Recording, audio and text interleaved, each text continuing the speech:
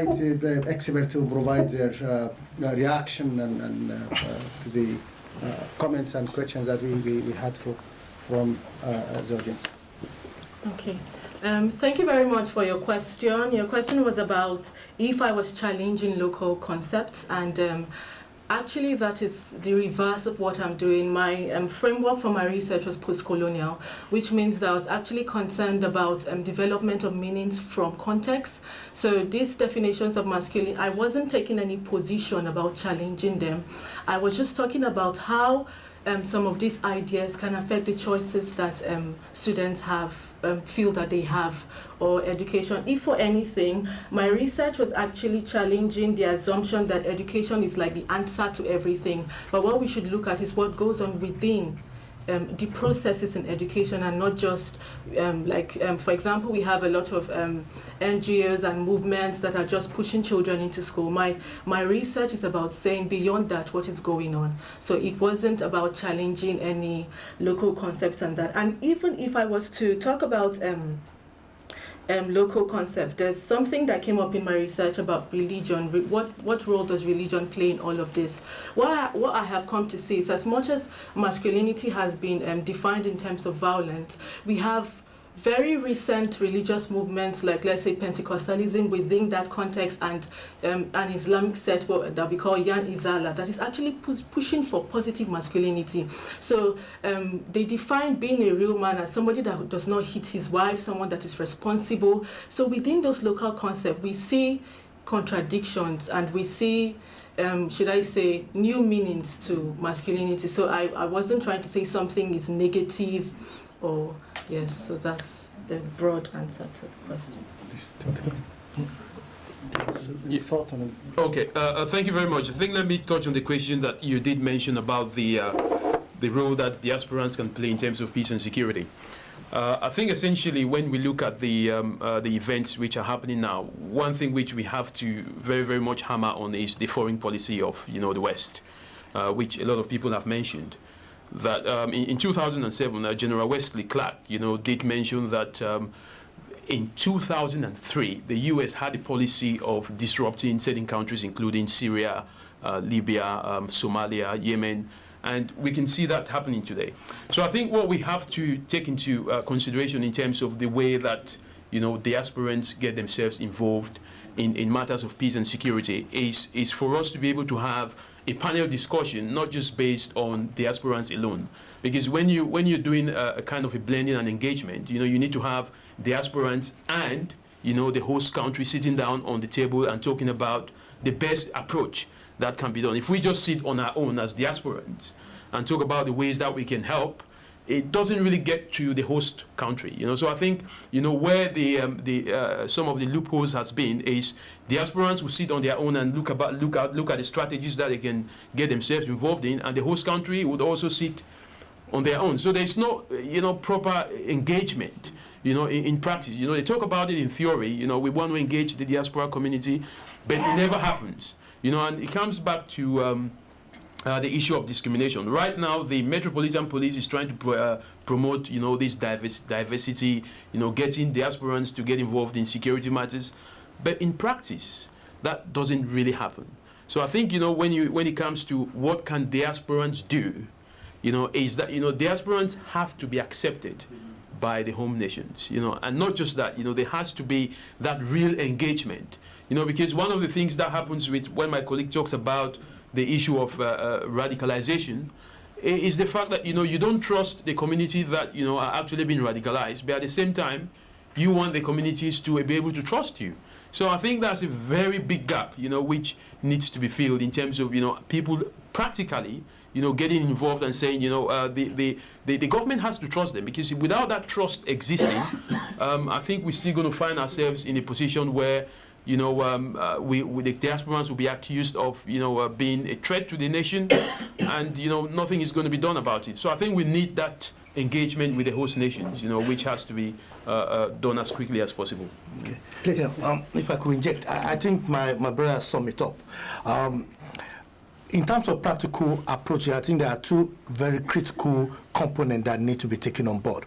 First one being that the the government need to be more inclusive. I had the privilege of working in the Office for Security and Counterterrorism, and I was part of the Prevent Strand. So part of my job then was going to these organizations that were helping with the what we call disconstruction of vulnerable individuals who were exposed to violence extremism. So I was doing that. But one of the things I noticed, even though I worked in the system, was the lack of trust of the community. There is a lip service to that belief in trust. So, for example, the government had talked about the establishment or the creation of the Commission for Extremism. Now, we need to look at how inclusive with that that commission be, taking on board the views of the community. It's not just about saying, oh, there's an issue in your community, fix it up, and banging on the community, but you also need to work with the community. I also believe that the government need to understand better the drivers of diaspora radicalization. What is it that is driving these youths, into radicalization, especially the children of the migrants who are actually British or British. Mm-hmm. You can't get it better than that. But we also need to understand, from my experience and my understanding from the immigration perspective, is that nobody is really British. Because at the end of the day, if you commit an offense that is viewed as not conducive to public good, your British passport could be withdrawn. Section 40 of the British Immigration Act. And many people do not know that it's there. Of course, the international relation people will say, oh, you can't make somebody stateless. Of course you can. If we withdraw their passport, they can't travel out, they can't go anywhere. And if they're in Syria, they can't come back. So all this clamor for people to come back, they're not going to allow them back. So we really need, as a community, to start talking about it. But I'd like to end with what you highlight in terms of perception and views. And there's this very powerful thing that says that when the Europeans came to Europe, it was to Africa, it was called a voyage of discovery. When Africans moved to Europe, it's called illegal immigration. When a group of Africans move to Europe, it's called refugee. But when Europeans come to Africa, it's called tourists. And when a group of Africa is in the bush, they call poachers. But when a group of Europeans go into the bush, they are called hunters. And when black people are working in foreign countries, they call foreigners. And when white people go into foreign lands, they call expatriates.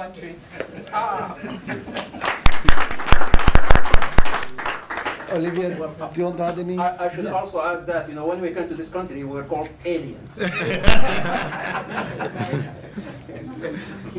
Olivia. Okay.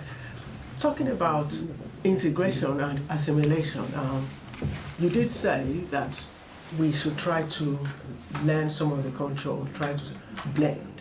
Like I said earlier on, that some of this is either black or white. Generally, the English people, are not people of faith. People, a lot of immigrants have whatever it is they believe in. They believe in the supernatural. A lot of them don't believe, You find that they believe more in football. And if you visited the stadiums, you'll find out that, take a percentage of ethnic minorities that are in sports stadiums or would spend £200 for to go to a concert or do different things. So our values are different. And even you find out that some of us do give our children maybe English names to, maybe when they go to school. But I've observed, young people after school, you find out that the Chinese stay with the Chinese children, the Asians with the Asian children. These are primary school people, and nobody tells them. I don't know why they do so, but I find out that, there's this common identity that brings, people together. And we may actually want to integrate. What I mean integrate, join in their conversation, try to do the things they are doing, but there's this thing about color, when you first come, oh, okay, well, it's not a part of us. You find out that sometimes, you move to a neighborhood or some school, or you put your children in schools. As soon as they find out there are more ethnic minorities coming into their school, you find some white people, begin to take their children off or begin to move away from the neighborhood. I remember I used to live in a Thamesmead in southeast London. I remember I was told that in the 80s that Thamesmead was predominantly white. But as soon as black people, came in, they started moving out, and we still have that. Remember what happened to the Glendale Tower recently? Some neighbors say they're going to move out if they move in immigrants. So it's both ways. We may want to blend, but are they ready to receive us at our own terms? That is it. And then again, ourselves, I believe that, okay, we can said, well, they came to colonize, they came to take our lands, they forced our language. But I am of the opinion that after, over 50 to 60 years, we shouldn't be singing that same song. We are our own problems sometimes, So if they find out that we are, as a people, that we are not, we don't have the same, culture, the same oneness in doing things, they would capitalize on that and segregate us the more. So we need to, when I say charity begins from home, I'm saying charity begins from us as diasporans, charity begins from us as other people, from our roots. We need to, start taking stuff. How do we, put everything together so that they can value us the more? Because what happens is that, just like Timmy said, if a British people, wherever they go, they're either expats or call them tourists, and we treat them like gods. Yeah, we treat white people when they go to any of those places, we treat them like gods, we give them special treatment that they would never give us over here. We know we don't value ourselves. I've met white people who have been in Africa, they so much love it, they say very fantastic things about Africa, but then we are the black people from Africa, we don't even have, we're like, where are these people coming from? Because we give them, we are, our relationship with them is quite different because we don't value ourselves. So I believe that when we start valuing ourselves, things will change. I believe that if we respect ourselves and we understand our own identity as one, it will be difficult, for us to be excluded and we become relevant. Thank you. So can I just make mention of what you did ask a question about mental health and radicalization. I thought that was very, very important to touch on. One of the researches that we're actually looking at is to look at the mental health of most young people who get radicalized, especially from the minorities communities.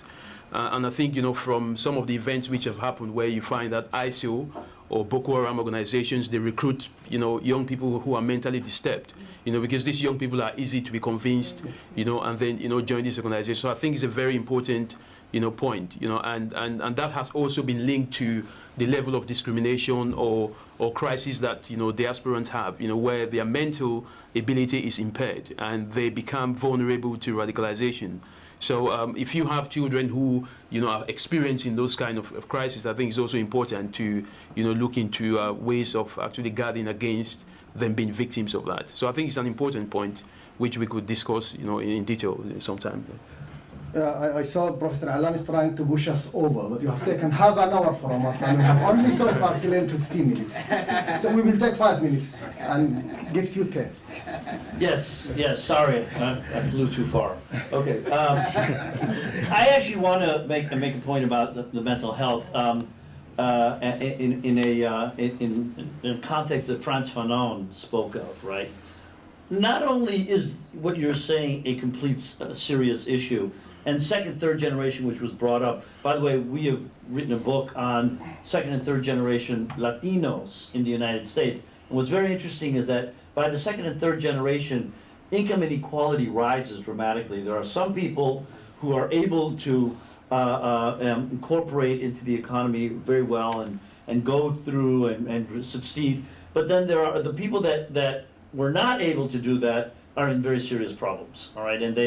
And by the way, in part because they become very similar to most Americans, all right? In terms of bad practices like in health and in crime, etc. So drug abuse, etc., which are very typical American issues, right? That have to do with and a broader issue of mental health, which I'd like to address here.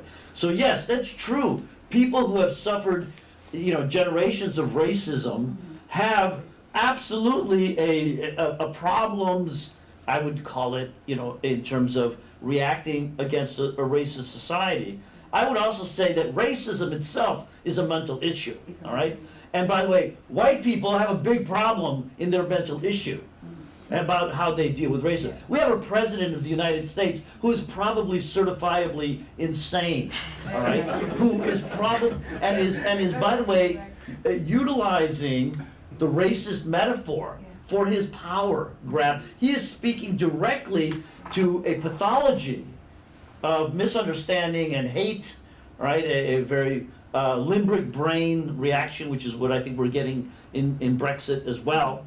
All right, this is a mental health issue on a global scale. The lack of willingness to accept, all right. And so I wouldn't just put it on. Oh my God, the source of the problem is the diaspora and kids and their mental health. No, we have a sickness on the planet. We have a sickness that emanates, again, war. By the way, literally 20 feet from here is where the ports was, where the ships went out. Okay, I was just checking the map. This is we couldn't get much closer to the nature of this sickness, okay, and the way it was created. And I would like to say one thing, however, about the issue of how we think about the global diaspora. Sure, we're not, quote, united, but that's not the way to think about it, I think. I think we have to assert reality.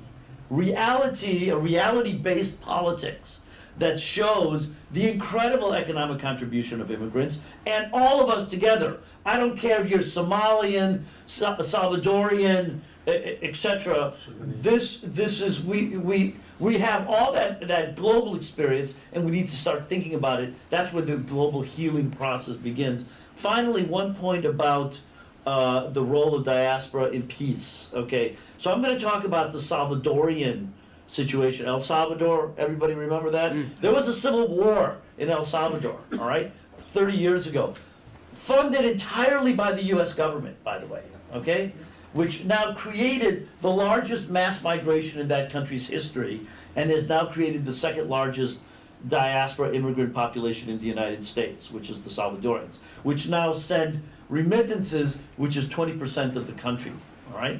Who the guerrillas who fought in that civil war are now in political power in El Salvador, connected to the diaspora power of immigrants in the United States, which produce 3 times as much inside the United States, the entire economy of El Salvador. It's a lot to absorb.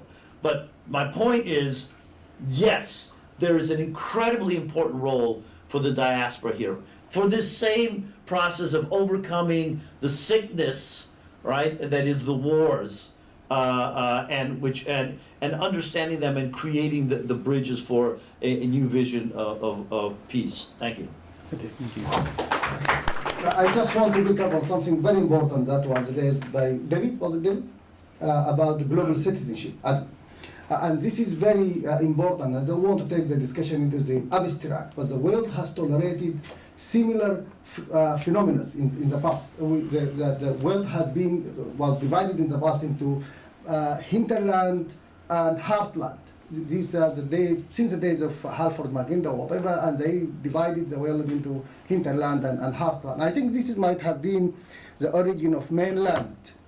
China, Hong Kong, mainland, Britain, whatever. This might have been the reason. And when they occupied African countries or Latin American countries, they did it based on that. And they divided the world after that into the center and periphery. And we have actually bought into that. Even in Sudan, for example, الضواحي والمدن, tension, benign tension, of course, between rural and urban discourse.